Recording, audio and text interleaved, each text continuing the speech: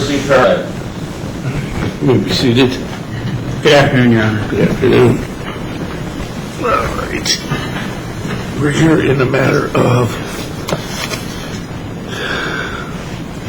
Rodney Legal. Is that it? Sir, Logo. like Okay. All right. C-G. Okay, 45 versus Lake Superior Court, small claims. 45 CO1, 1507 PL 63. Mr. Logo appears in person and by, who's that next? Ma'am? I'm Zena Crenshaw. Zena. I'm a co-plaintiff. Zena Crenshaw, co-plaintiff.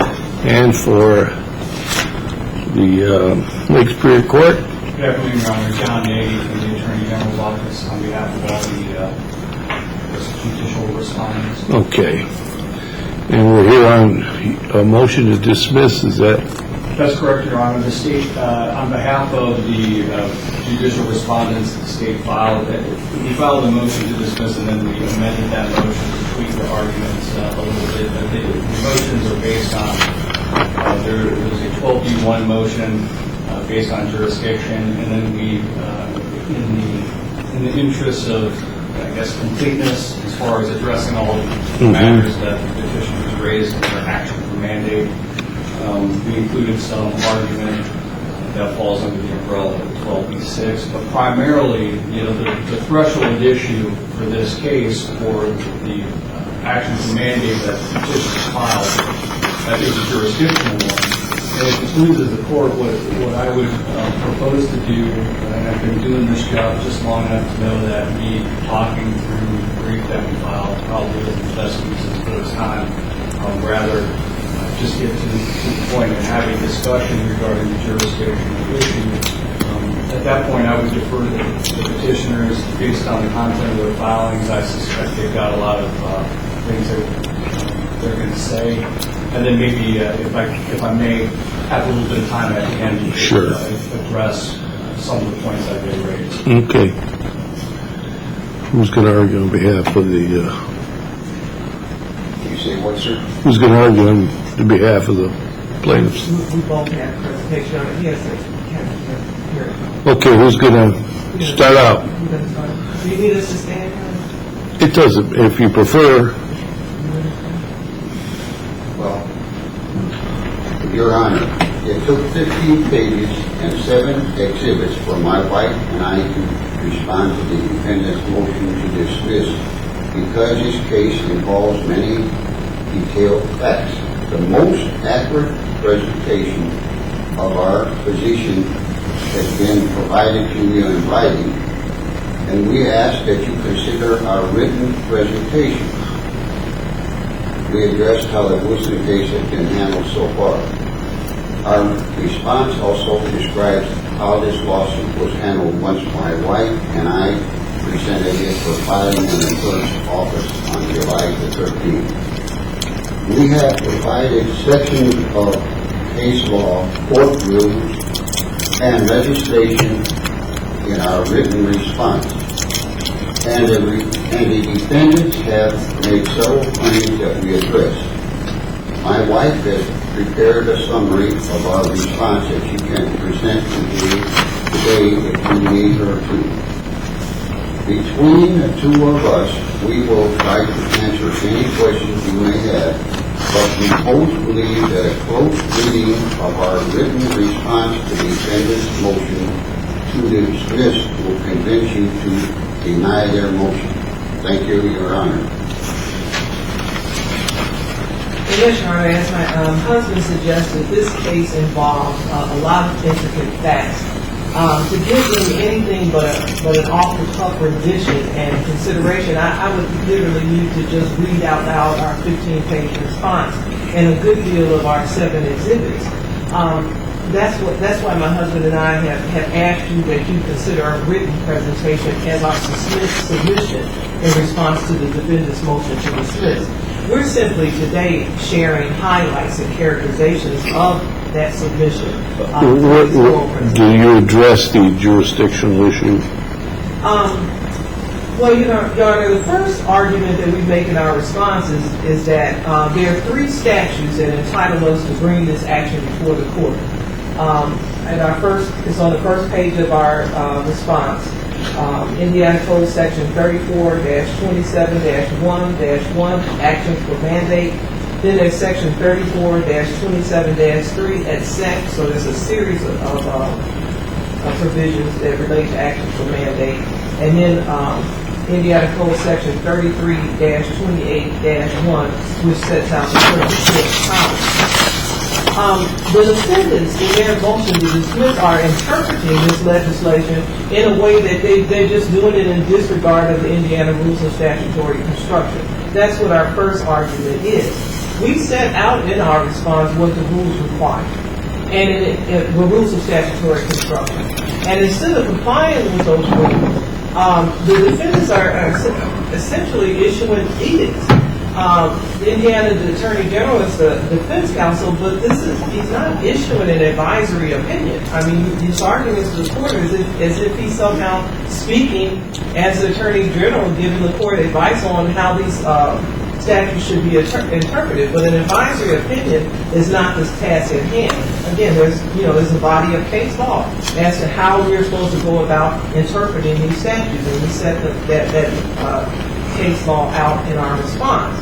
I remember in open court, Judge Pagano, the magistrate below, he told me, well, he wears the robe. Essentially, that's what he told me. And it's as if he can just rule anything, and our option is to appeal. But again, this entire body of law suggests otherwise. The rules Is there anything in here that says that the circuit court has jurisdiction over mandate actions? It does, Your Honor. The actions for mandate and the procedures, the statutes that we set out, indicate, provide that these matters can be provided before the circuit court or superior court or even the probate court if it's issuing a mandate with regard to an inferior tribunal. And the defendants have set out, without any support of case law, that they're not an inferior tribunal, but we've cited cases that said specifically that in relationship to the circuit court, the small claims divisions of the superior court are that they are an inferior tribunal. Okay. Our second argument addresses the defendant's proposal, essentially that by delaying service of process, when a stay order hadn't been issued to constrain their proceeding to trial, that now our entire case is moving. That's basically our second argument. So the defendants would have this court, it seems, conclude that my husband and I prepared a new lawsuit, this action for mandate, paid for it to be filed and served, and then entrusted our rights, our papers, to a team of government employees who proceeded to create these technicalities that should get the case dismissed. Somehow we filed this case on July 13th, and the defendants, the records indicates that they were served on August 7th. Now, how we lose nearly a month, we set out some of the things that happened. The court administrator, and the chief executive for the clerk's office decided that, they were going to usurp the power of the judge and make decisions as to where our case should be filed. They were giving the clerk's office legal advice as to whether they should, take the case or not.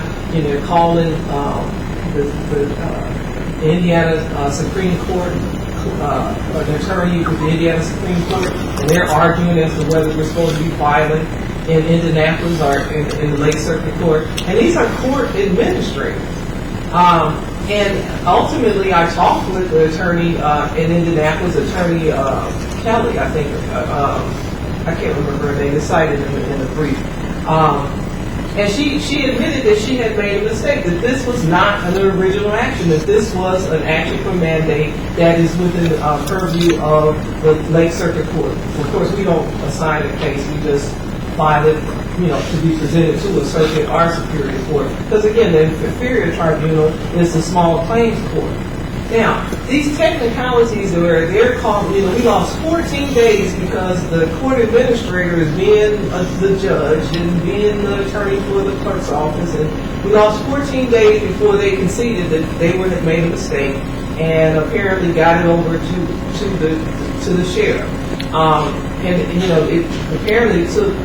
They told me the case has been filed in the circuit court on the 22nd, but the record suggests that it was filed on the 24th. So then we have from the 24th to the 7th, that's the time that it takes for the sheriff to get the lawsuit actually served on the defendants, like down the hall. I'm not sure what the problem was. But, the fact of the matter is, at best, these technicalities that this team of administrators and law enforcement officers created, at very best, they reflect negligence. 20 days to get a lawsuit served. And at worst, they could reflect criminal activity, tampering with court records, or some form of gross negligence. So I would think that this is the type of activity that Indiana's Attorney General would be more inclined to investigate than to try to capitalize on. But apparently, the defendants and their counsel are willing for my husband and I to just end up with the option of a costly appeal or a tort claim notice for all this delay. A cycle of more court action when, government authorities derail the court action that we're trying to manage. Well, fortunately, that is all for naught, because subject matter jurisdiction was vested in this court on July 24th. And as our response makes clear, only this court has jurisdiction to determine the propriety or impropriety of the defendant's trial rule, the defendant's preemption of trial rule 56 in response to our motion for summary judgment that we filed in the small claims court. That matter is exclusively before this court. Now, a stay, as we point out in our response, a stay of the August 3rd trial would have done nothing but preserve the status quo. It preserved this court's jurisdiction to consider the question that we asked, that we presented in this action for mandate. In other words, it would not have been tantamount to a temporary injunction or a preliminary determination that we were likely to prevail. It just simply would have, maintained the status quo. It would have been a neutral, practical, and economical act. I'm not sure we got. I don't know what happened with our proposed stay order. There's no ruling in the record. We just got it back with a line drawn through it. I don't know who did it. If there was some type of prejudgment of our case, and that's why we didn't get a stay, then, the law provides that the decision as to whether we're entitled to prevail or not should come after the entire case is presented, not once, the court gets our lawsuit, reads over it, and decides, that there's nothing to it. We cite on page 8 of our response, State Ex Rel Winslow versus Fisher, that says that, the Lake Circuit trial judge, and when we adapted for this case, we are bound to presume has calmly and impartially reviewed our complaint after having heard it all, not once we file our lawsuit. So if the court, if there was some type of decision on the substance of our lawsuit that, we can win and we shouldn't even interfere with the lower court, then that's an impermissible prejudgment because, it hadn't even been served. But now that the trial, they went ahead with the trial, in my husband's absence and in my absence, in the small claims court. They went ahead, the trial was on August 3rd. We filed on July 13th to try to spare everyone, going through the trial until the court had an opportunity to consider our action for mandate. But now that they had a trial in both of our absence, this court is not empowered. It doesn't have the jurisdiction to just simply affirm or overturn the judgment, the lower court's judgment. That's that is a power that only the appellate court can perform. And we're not here, on appeal.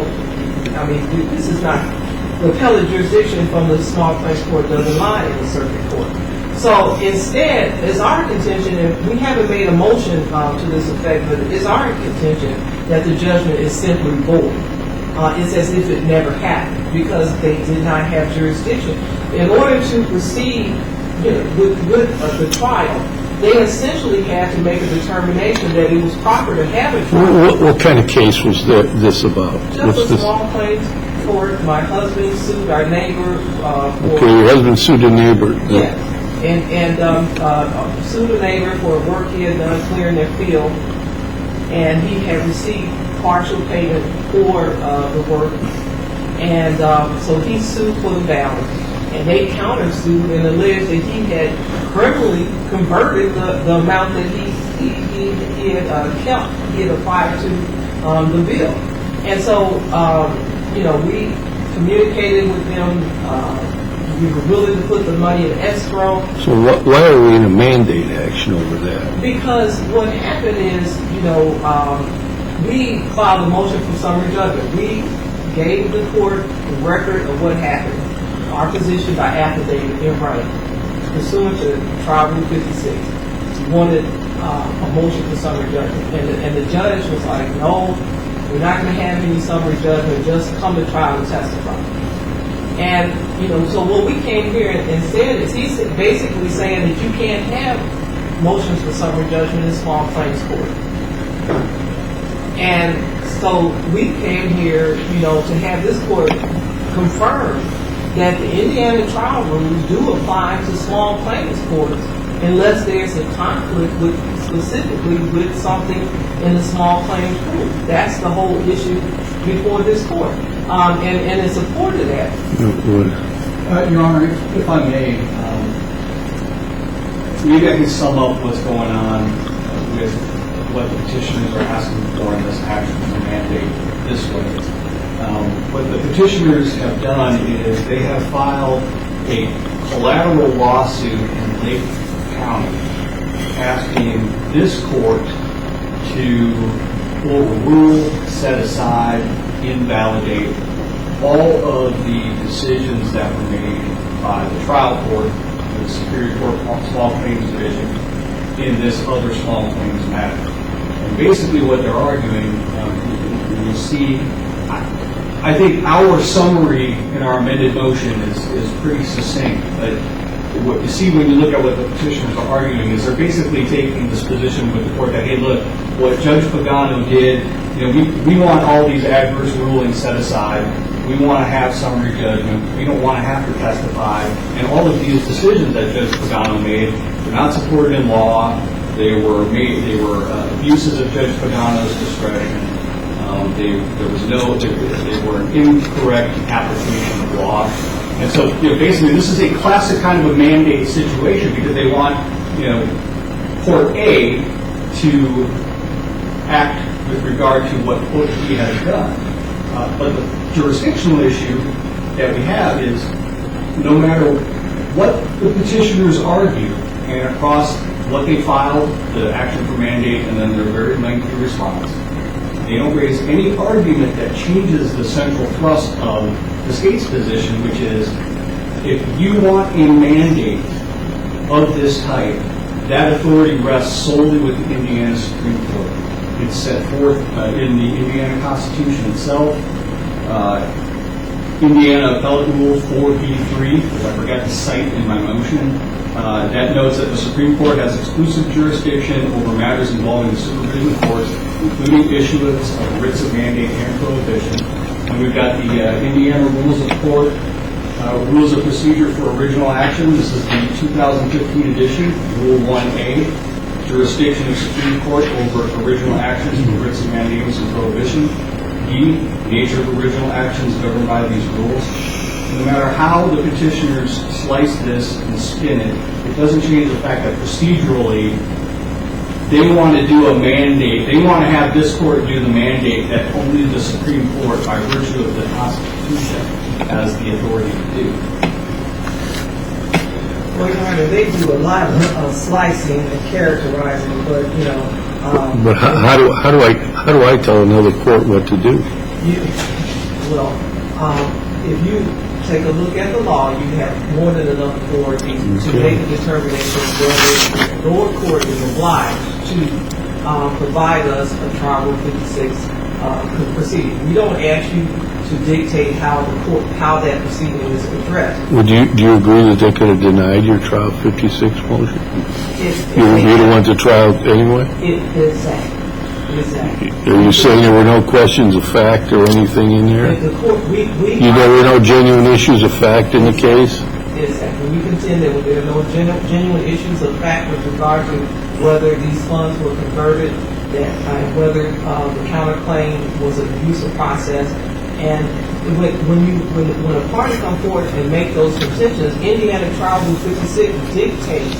They use shall and required language as to how the court is supposed to respond. And that didn't happen. If that happened and the judge ruled against us, then, there we are. We would be stuck with that. But that didn't happen. The judge just determined that in small claims court, there are no Trial Rule 56 motions. And insofar as, in original actions, there's case law. I'm not sure. They don't cite any cases. They don't quote any language. They just tell you things. This must be just about being always advisory opinion. Well, he's quoting the Constitution. I'm citing cases. I'm not just giving you my opinion, unlike, the Attorney General. The case law, the Indiana Rule of Procedure Original Acts, Section 1, says that actions commenced in the Supreme Court for writs of mandamus are prohibition against inferior state courts and the judge or judges thereof, and concerned solely with the question of jurisdiction, shall be known as original actions and shall be governed exclusively by Indiana rules for original action. This lawsuit is not concerned solely with the question of jurisdiction. It's a small claims case. Of course, the small claims court has jurisdiction over a small claims case. But we provide case law that says that a court can actually lose its authority to exercise its jurisdiction by, proceeding in violation of certain constitutional rights. And that's what we're contending, that yes, they have jurisdiction over the small claims case, but in trying to preempt our right to Trial Rule 56 proceeding and compel my husband to testify in open court when he's been accused of a crime, and then also to make a decision that I'm not entitled to participate in the case. That's like that is not something that we can correct on appeal. So we're contending that those constitutional rights put the lower court in a position that they don't have authority to exercise this small claims jurisdiction. We need a higher court to come in and compel them not to come to any particular decision, but follow a particular procedure, the Trial Rule 56 procedure.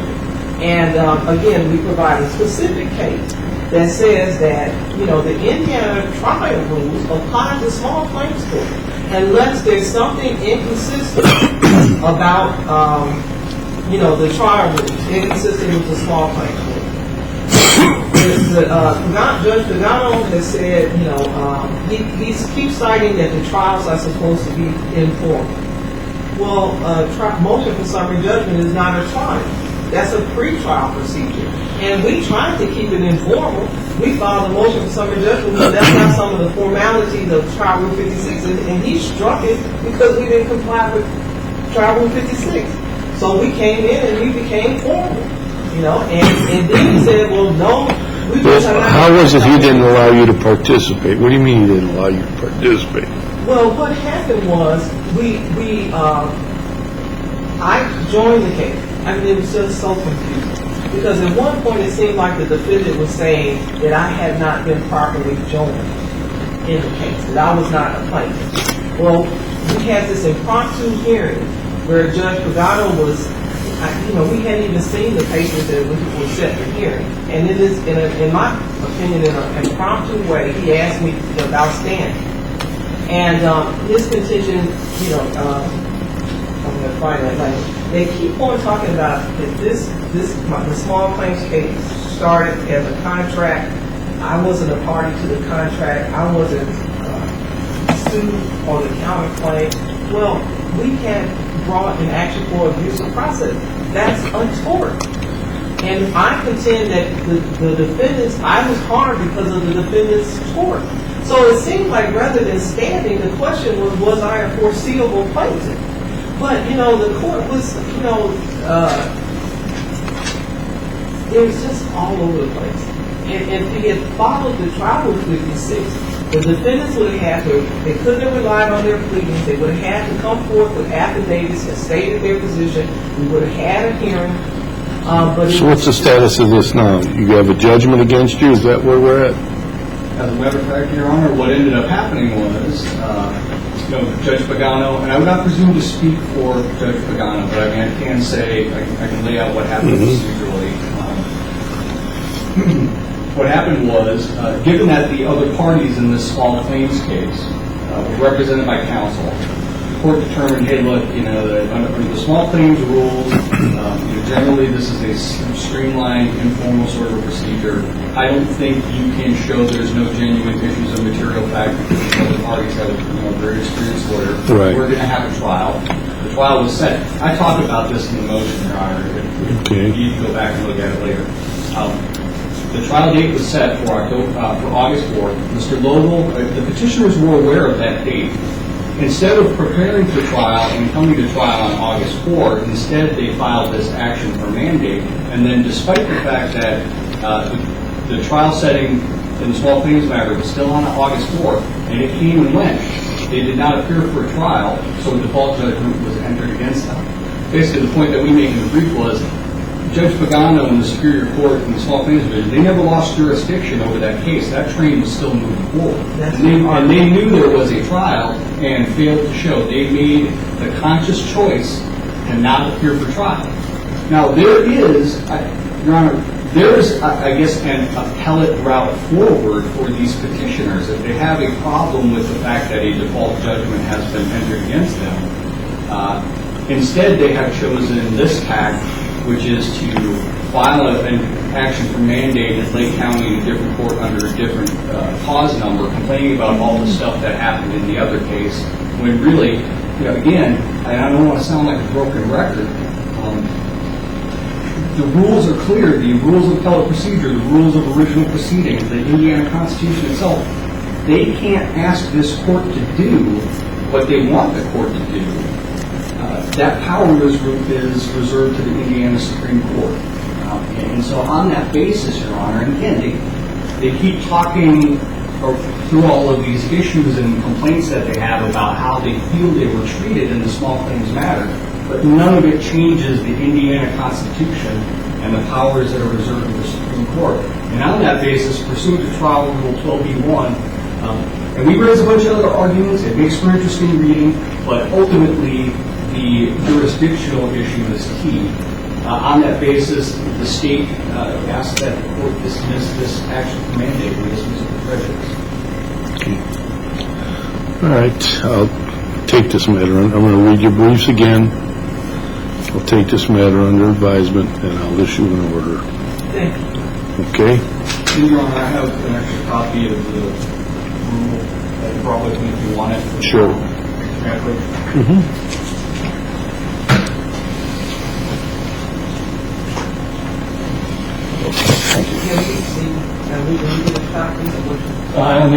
That's my personal copy. It's viewable online. What is that? Indiana Rules of Court. Is there something that you want the judge to find in there that you can recite in the brief? These are the rules that are in the So he should just... I'll tell you what, I'll have my bailiffs make you a copy of it. Thank you. Okay? Make her a copy of this. Well, We'll go to B212. go to B212, make her a copy. All right, anything further? That's it. Thank you. Thank you. Thank you. All right.